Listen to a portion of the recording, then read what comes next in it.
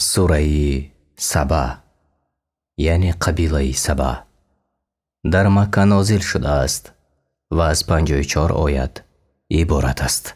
بسم الله الرحمن الرحیم. به نام الله بخشاینده و مهربان. الحمد لله الذي له ما في السماوات وما في الأرض وله الحمد في الآخرة وهو الحكيم الخبير. همه ستایش از آن الله است که هرچی در آسمان ها و هرچی در زمین است از آن است و در آن جهان نیز ستایش از آن است و او حکیم و آگاه است.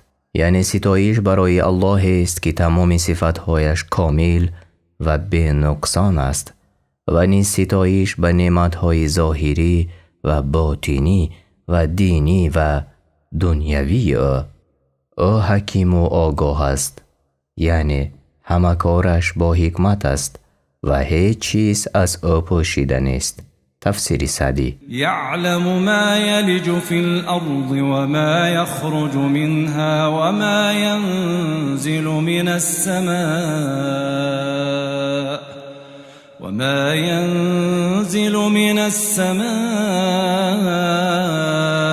وما يعرج فيها وهو الرحيم الغفور. هرچی را که در زمین از قطره های آب فرو شود و هرچی را که از زمین از نباتات و معدن ها و چشمه ها بیرون آید و هرچی را که از آسمان از باران و فرشته ها و کتاب ها فرود آید و هرچی را که بر آسمان از فرشته ها و عمل های بندگان بالا رود می داند و او با بندگانش مهربان است و توبه کنندگان را آمرزنده است. وقال الذين كفروا لا تأتينا الساعة قل بلى وربي لتأتينكم عالم الغيب لا يعزب عنه مثقال ذرة في السماوات ولا في الأرض ولا أصغر من ذلك ولا أكبر إلا في كتاب مبين. و کافران گفتند ما را قیامت نخواهد آمد. بگو ای رسول برایشان آره سوگند به پروردگارم که داننده علم غیب است، البته قیامت شما را خواهد آمد ولیکن بجز الله کسی دیگر وقت آمدنش را نمی داند. هیچ چیز از نظر الله غایب نیست، اگرچه به قدر ذره باشد در آسمان ها و زمین، حتی آنچه که خردتر از ذره یا بزرگتر از آن باشد همه در کتاب مبین آمده است. یعنی لوح محفوظ آن کتاب است که تمام تقدیر مخلوقات از اول تا آخر در آن ثبت شده است. ليجزي الذين آمنوا وعملوا الصالحات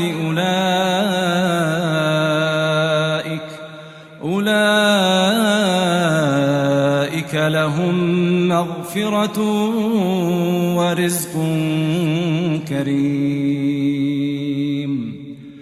تا کسانی را که ایمان آوردند و کارهای شایسته کردند پاداش دهد، برای آنهاست آمرزش گناهایشان و رزق نیکو که آن جنت است. والذین سعوا فی آیاتنا معاجزین أولئك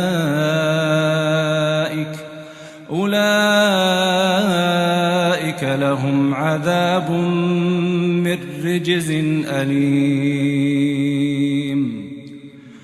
و کسانی که مبارزه کنان در رد و انکار آیات فرستاده ما سعی و تلاش کردند و گمان کردند که ما را به ناتوانی آورند، برایشان عذاب سختی دردآور است. ويرى الذين أوتوا العلم الذي أنزل إليك من ربك هو الحق ويهدي إلى صراط العزيز الحميد. و کسانی که به آنها علم داده شده است می دانند که آنچه از جانب پروردگارت بر تو از این قرآن نازل شده است حق است و به راه الله پیروزمندی ستودنی راه می نماید، یعنی اوست که بر همه چیز غالب است و در گفتار و کردار و شریعتش ستایش کرده شده است. تفسیر ابن کثیر. وقال الذين كفروا هل ندلكم على رجل ينبئكم إذا مزقتم كل ممزق إنكم لفي خلق جديد. و کسانی که کافر شدند به یکدیگر مسخره کنان گفتند آیا می خواهید به مرد دلالتتان کنیم؟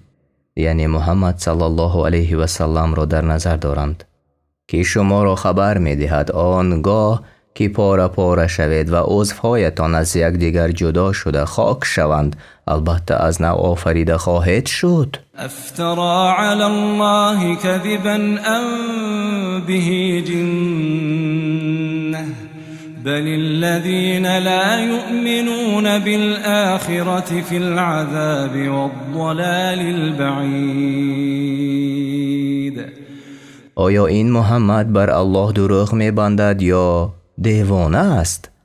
نه، محمد از راستترین راستگوی ها است، بلکه آنان که به آخرت ایمان ندارند در عذابند و در حیات دنیا سخت از راه حق دورند. افلم يروا الى ما بين ايديهم وما خلفهم من السماء والارض ان نشأ نخسف بهم الارض او نسقط عليهم كسفا من السماء إن في ذلك لآية لكل عبد منيب. آیا این کافران به پیش روی یا پشت سر خود از آسمان ها و زمین نمی نگرند که عقلها را به حیرت می اندازد؟ اگر بخواهیم آنها را در زمین فرو می بریم چنانه که به قارون کردیم یا پارچه عذاب را از آسمان بر سرشان می افکنیم چنانه که به قوم شعیب کردیم، البته در این برای هر بنده که به سوی الله با توبه باز می گردد عبرت است. یعنی به قوم شعیب از آسمان آتش فرود آوردیم که آنها را سوزاند. ولقد آتینا داود منا فضلا یا جبال اوبی معه والطیر وألنا له الحدید. و در حقیقت داوود را از سوی خود فضیلت دادیم که آن پیامبری کتاب و علم بود. پس گفتیم ای کوها و ای پرندگان با او مرا در تسبیح گفتن هم آواز شود و آهن را برایش مانند خمیر ملایم و نرم کردیم تا هرچی می خواهد با آن بسازد. ان اعمل سابغات وقدر في السرد واعملوا صالحا إني بما تعملون بصیر. فرمودیم داوود را که بساز از آهن زره های کشاده و اندازه نگاه دار، یعنی پخته کاری کن در بافتن خلقه های زره و ای داوود همراه اهل خود کارهای شایسته کنید که البته من به کارهایتان بینایم. و هیچ چیز بر من پوشیده نمی ماند. ولسلیمان الریح غدوها شهر ورواحها شهر وأسلنا له عين القطر ومن الجن من يعمل بين يديه بإذن ربه ومن يزغ منهم عن أمرنا نذقه من عذاب السعير. و برای سلیمان باد را مسخر کردیم که صبحگاهان مسافه 1 ماه را طی می کرد و شامگاهان مسافه 1 ماه را و چشمه میسی آب شده را برایش جاری ساختیم و گروه از جینها به فرمان ما نزد او کار می کردند و اگر یکی از آنها از فرمان ما سر می پیچید به او عذاب آتشی سوزان را می چشانیدیم. يعملون له ما يشاء من محاريب وتماثيل وجفان كالجواب وقدور الراسيات. اعملوا آل داود شكرا وقلیل من عبادی الشکور. سلیمان هرچی می خواست جنها برایش می ساختند. از قصرها و عبادتگاه ها و صورتها از میس و شیشه و کاسه های چون حوض و دیگ های محکمی بر جای و به آنها گفتیم ای خاندان داوود به طاعت عمل کنید، شکر این همه نعمتها را بجا آرید و اندکی از بندگان من شکر گزارند. یعنی داوود و خاندان او از گروه اندکی بودند. تفسیر طبری.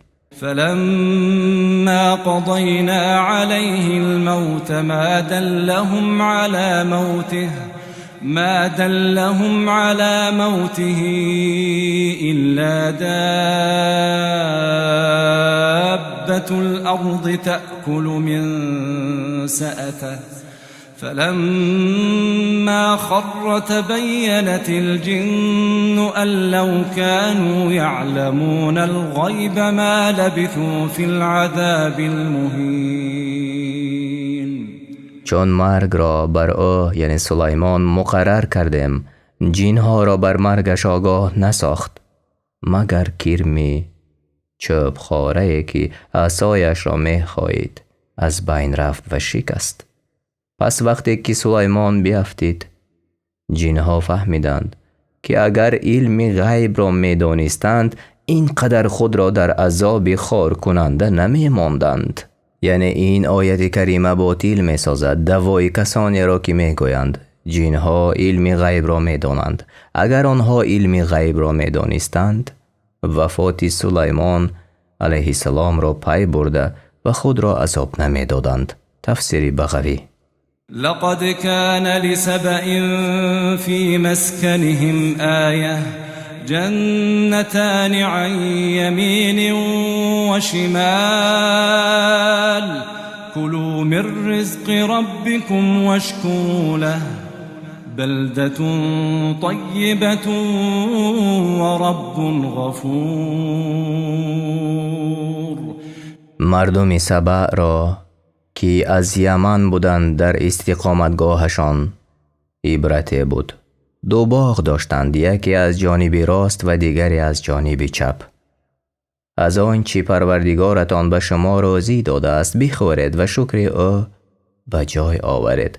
الله شهر شما را شهر خوش و پاکیزه قرار داد و پروردگار گناه شما را آمرزنده است. فأعرضوا فأرسلنا عليهم سيل العرم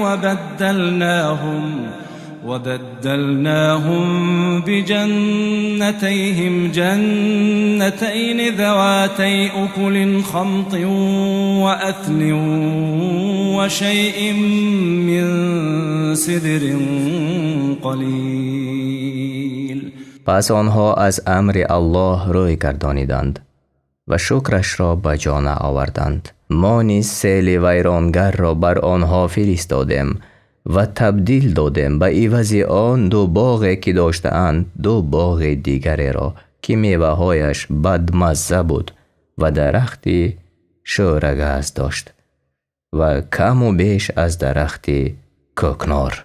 ذلك جزيناهم بما كفروا وهل نجازي إلا الكفور. آنها که ناسپاس بودند این چنین جزایشان دادیم. آیا ما جز ناسپاسان را جزا می دهیم؟ یعنی ما کسی را جزا می دهیم که ناشکری نعمت کند یا وجودی وحدانیت ما را انکار کند. وجعلنا بينهم وبين القرى التي باركنا فيها قرى ظاهرة وقدرنا فيها السير سيروا فيها ليالي وأياما آمنين. میان آنها یعنی اهل سبا و دیه هایی که برکت داده بودیم یعنی و آن شام است، شهرهای آباد و با هم پیوسته بر سر راه پدید آوردیم و منزلهای برابر معین کردیم و به آنها گفتیم در آن راهها با امن و آسایشتگی شبها و روزها سفر کنید و هیچ خوف نمی برید از دشمن و نه از گرسنگی و نه از تشنگی. فقالوا ربنا باعد بين أسفارنا وظلموا أنفسهم فجعلناهم أحاديث ومزقناهم كل ممزق إن في ذلك لآيات لكل صبار شكور. بر خود ستم کردند و از راحت و ایمنی ملال و دلتنگ شدند و درازی سفر و دوری میان آبادی ها را آرزو نمودند و گفتند ای پروردگار ما منزلگاه های ما را از هم دور گردان. پس ما نیز آنها را برای عبرت دیگران افسانه های قرار دادیم و سخت پراکنده شان ساختیم و در این یعنی اهل سبا عبرت هاست برای صبر کنندگان سپاسگزار. ولقد صدق عليهم إبليس ظنه فاتبعوه إلا فريقا من المؤمنين. شیطان گمانی خود را درباره آنها یعنی فرزندان آدم درست یافت که او آنها را گمراه می کند و آنها او را زود پیروی می کنند. پس بجز گروه از مؤمنان دیگران به او پیروی کردند. وما كان له عليهم من سلطان إلا لنعلم من يؤمن بالآخرة ممن هو منها في شك وربك على كل شيء حفيظ. و شیطان هیچ سلطنت و قدرت بر آنها ندارد و نمیتواند آنها را به آنچه میخواهد فرمایش دهد مگر آن که میخواستیم معلوم کنیم که چه کسانی به قیامت ایمان دارند و چه کسانی از آن در شک هستند و پروردگار تو نگهبان هر چیز است. قل ادعوا الذين زعمتم من دون الله لا يملكون مثقال ذرة في السماوات ولا في الأرض وما لهم فيهما من شرك وما له منهم من ظهير. بگو ای رسول برای مشرکان بخوانید کسانی را که جز الله یکتا معبود میپندارد. آنها مالک ذره در آسمان ها و زمین نیستند و در آفرینش و تدبیر آن دو یعنی آسمان و زمین شرکت ندارند و او یعنی الله از میان آنها یاور و پشتیبان ندارد، بلکه الله خود در آفرینش یکتا است و شریک ندارد. اینچنین در عبادت او کسی شریک نیست و بجز او کسی لایق پرستش نیست. ولا تنفع الشفاعة عنده إلا لمن أذن له حتى إذا فزع عن قلوبهم قالوا ماذا قال ربكم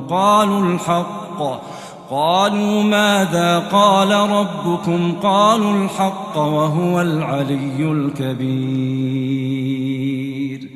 شفاعت نزد الله فایده نکند مگر برای کسی که او خود اجازت دهد. و از نشانه های بزرگی و عظمت پروردگار این است که هر وقت که او تعالی به وحی سخن گوید اهل آسمان ها از ترس او تعالی بیهوش شوند. پس چون آن ترس از دلهایشان رود از یکدیگر پرسند پروردگارتان چی گفت؟ گویند فرشتگان سخنی حق گفت و او تعالی بلند مرتبه و دارای صفتهای بزرگ است. قل من يرزقكم من السماوات والأرض قل الله وإنا أو إياكم لعلى هدى أو في ضلال مبين. بگو ای رسول برای مشرکان از آسمان ها و زمین چی کسی به شما روزی می دهد؟ حتما اقرار شده بگویند که الله یکتا و اگر منکر شوند تو برایشان بگو الله یکتا. در حقیقت یا ما یعنی پیامبر و مؤمنان یا شما یعنی مشرکان در راه هدایت هستیم یا در گمراهی آشکار. قل لا تسألون عما أجرمنا ولا نسأل عما تعملون.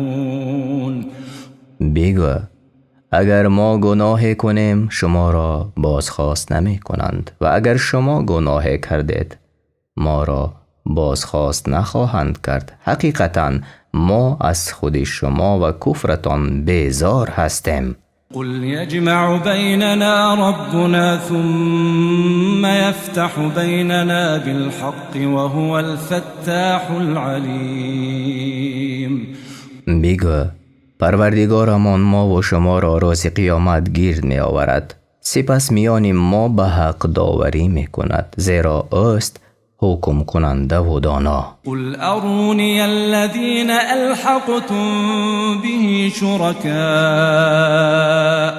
كلا بل هو الله العزيز الحكيم.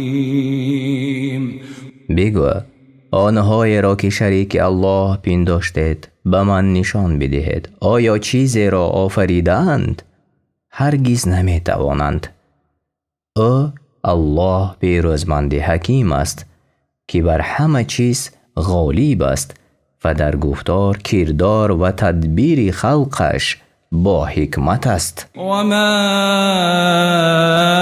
ارسلناك الا كافة للناس بشيرا ونذيرا ولكن أكثر الناس لا يعلمون.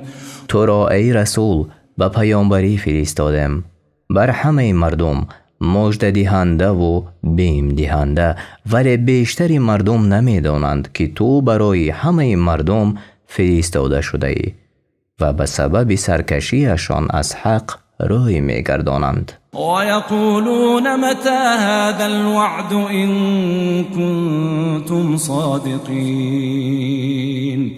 و مشرکان مسخره آمیزانه میگویند اگر راست میگوید این وعده که شما به ما میدهید الله ما را در قیامت جمع می آورد و بعد از آن بین ما داوری می کند چی وقت فرا می رسد؟ قل لكم ميعاد يوم لا تستأخرون عنه ساعة ولا تستقدمون.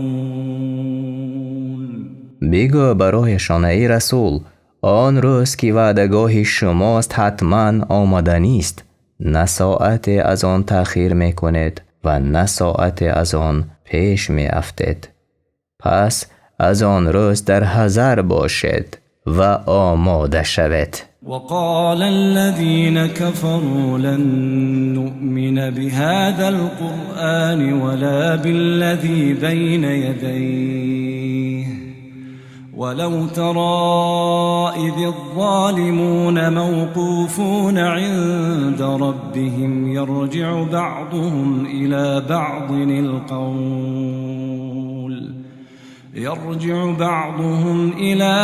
القول يقول الذين استضعفوا للذين استكبروا لولا أنتم لكنا مؤمنين. و کافران گفتند ما هرگز نه به این قرآن ایمان می آوریم و نه به کتاب‌های پیش از آن، یعنی تورات، انجیل و زبور. اگر ببینی ای رسول آن روز که ستمکاران را برای حسابرسی به پیشگاه پروردگارشان نگاه دارند، هر کس گناه خود به گردن دیگری اندازد.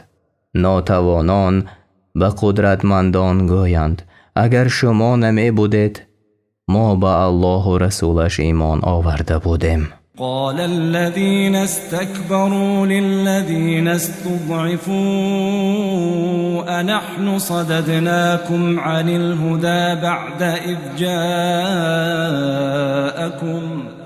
بل كنتم مجرمين. قدرتمندان به ناتوانان گویند آیا از آن پس که شما را به راه هدایت فرا خواندند ما شما را باز داشتیم؟ نه، بلکه شما خود گناهکار بودید، زیرا با اختیار خود کفر را پذیرفتید. وقال الذين استضعفوا للذين استكبروا بل مكر الليل والنهار إذ تأمروننا أن نكفر بالله ونجعل له أندادا وأسروا الندامة لما رأوا العذاب وجعلنا الأغلال في أعناق الذين كفروا هل يجزون إلا ما كانوا يعملون. ناتوانان به قدرتمندان گویند نه، بلکه شما شب و روز حیله می کردید آنگاه که ما را فرمان می دادید که به الله برحق کافر شویم و برای او شریکان قرار دهیم و چون عذاب را ببینند هر دو گروه در دل پشیمانی کنند و ما غولها را، یعنی طوقهای عذاب را بر گردن کافران بگذاریم. آیا نچونین است که در برابر اعمالشان جزا داده می شوند؟ این آیت دلیل است برای مؤمنان که از پیروی داعیان گمراه و سرکش در حذر باشند. وما أرسلنا في قرية من نذير إلا قال مترفوها إنا بما أرسلتم به كافرون.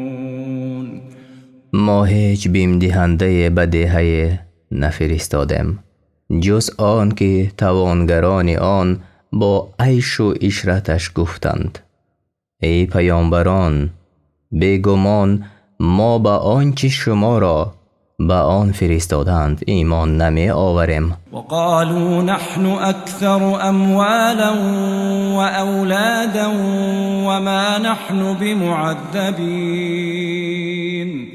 و گفتند اموال و اولاد ما از همه بیشتر است و الله برای ما از رضاگی خود عطا نموده است. کسی ما را در دنیا و آخرت عذاب نکند. قل إن ربي يبسط الرزق لمن يشاء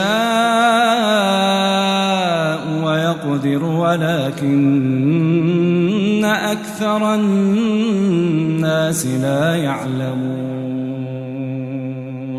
بگو ای رسول برایشان، پروردگاری من رزق هر کس را که بخواهد در دنیا فراوان می کند و بر هر کی بخواهد تنگ می گیرد و این از برای امتحان است، نه برای دوستی و نه بدبینی، ولی بیشتری مردم نمی دانند. وما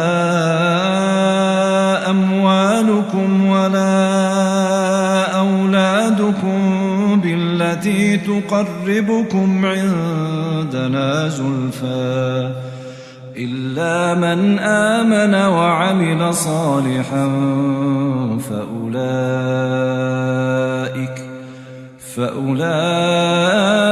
فأولئك لهم جزاء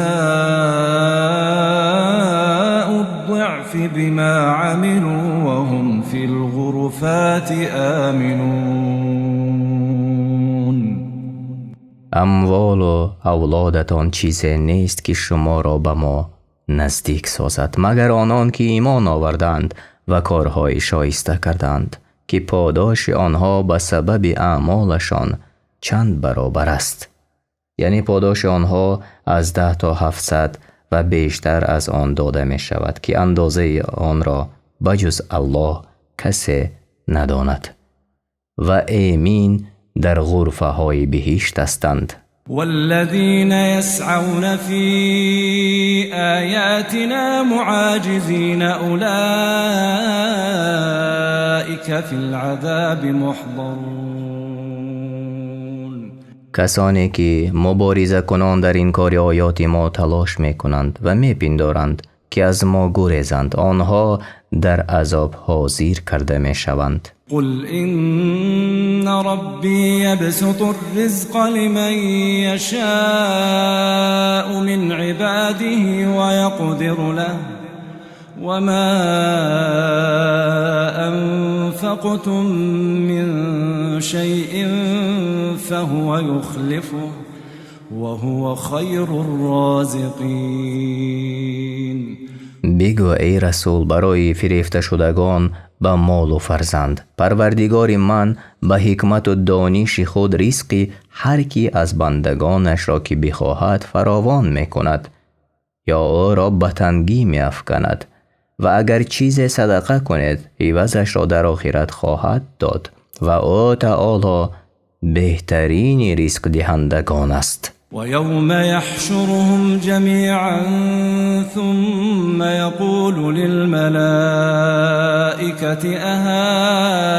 أهؤلاء إياكم كانوا يعبدون.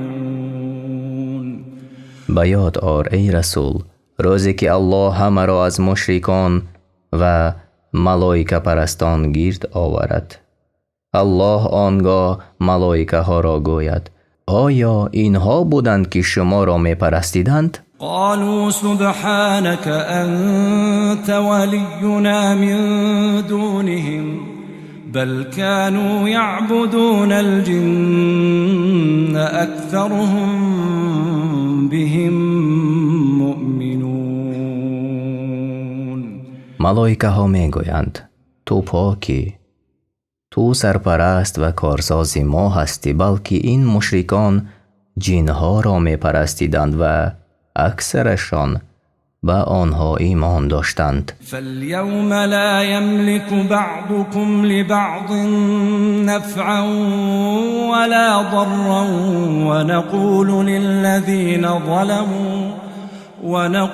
للذين ظلموا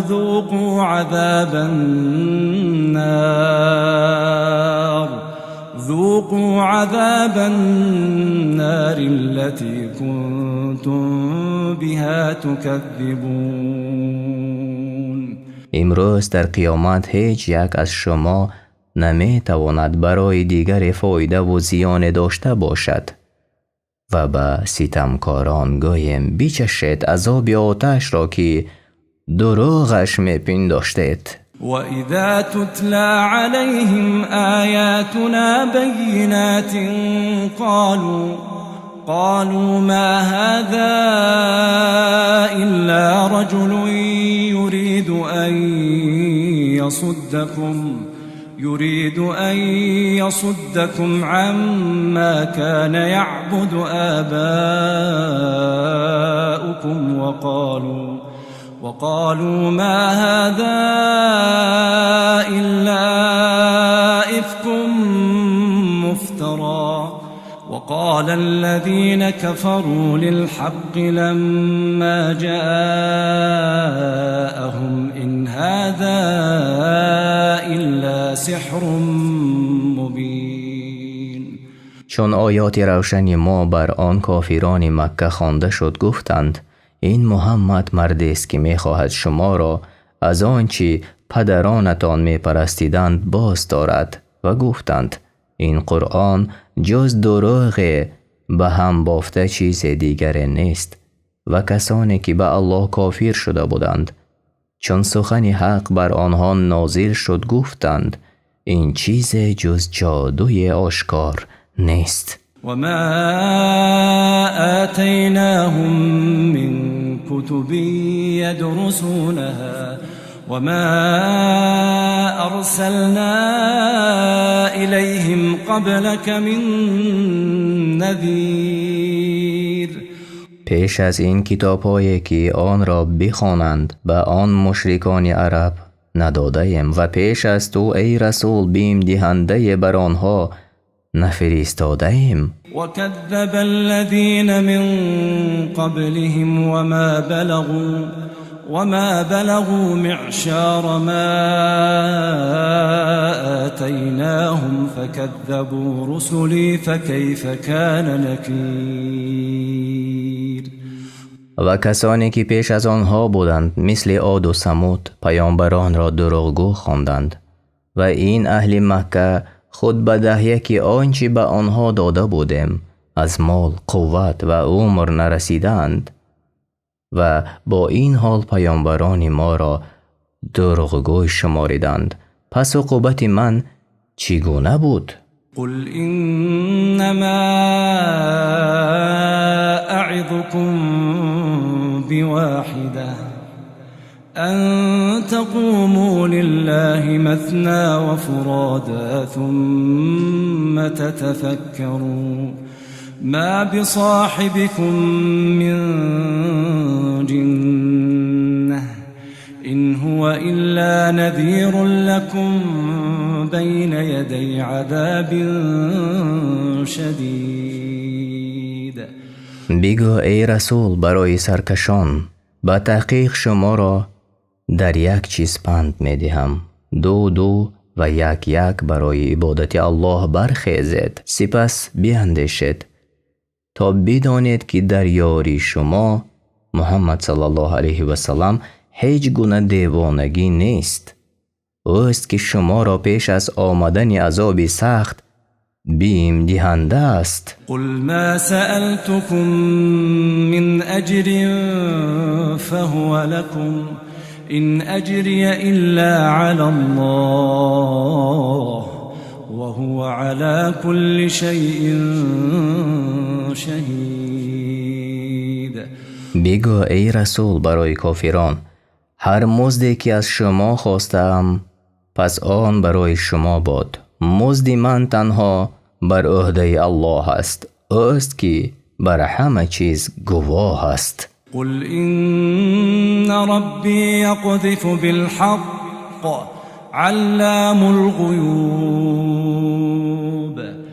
بگو ای رسول هر آینه پروردگار من سخن حق را بر دل پیامبران خود می افکند. آن پروردگاری که دانای غیب هاست. قل جاء الحق وما يبدئ الباطل وما يعيد. بگو حق یعنی قرآن آمد و باطل باز نآید و در پرتو نور حق اثری از آن نماند و نابود شود و دوباره باز نگردد. قل إن ضللت فإنما أضل على نفسي وإن اهتديت فبما يوحي إلي ربي إنه سميع قریب. بگو به مشرکان بت پرست: اگر من با ترک بت‌ها و دوری از آیین شما گمراه شوم، البته زیانش بر من است و جزای آن را می بینم، و اگر با راه هدایت روم، به آن است که پروردگار من به من وحی می کند.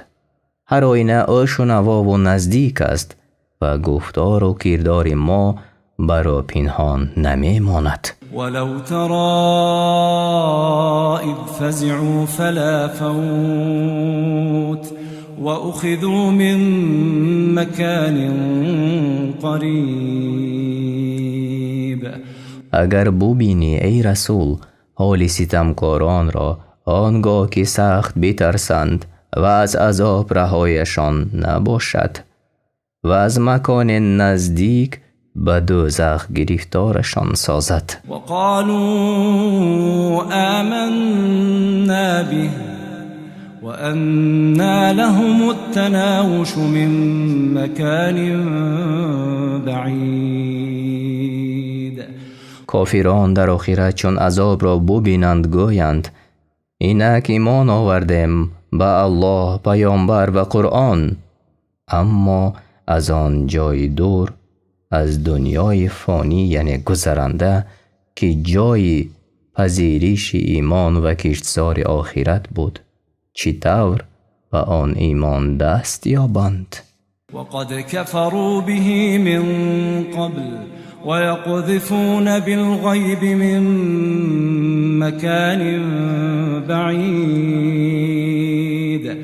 پیش از این در دوران حیات که از عقل و اختیار و اراده برخوردار بودند، به الله، پیامبر و قرآن کافر شده بودند و به گمان خیش به آن تهمت می زدند. وحیل بینهم و بین ما یشتهون کما فعل بأشیاعهم من قبل إنهم كانوا في شك مریب. و چون میان آنها و آن آرزو که پذیرش ایمان آنها و نجات از عذاب است جدایی افکنده شد، همچنان که با دیگران که چنین می اندیشیدند و سخت در شبهه بودند نیز این چنین شد. هر آینه آنها سخت در شبهه بودند و زندگی را پیوسته با گمان باطل به سر بردند و به همین سبب ایمان نآوردند. قرآن کریم و ترجمه معنای آن در روش تفسیر میسر به زبان تاجیکی. این تنها ترجمه معنا است و اگر کجای ترجمان و یا ما به خطا راه داده باشیم، الله ما را بیامرزد.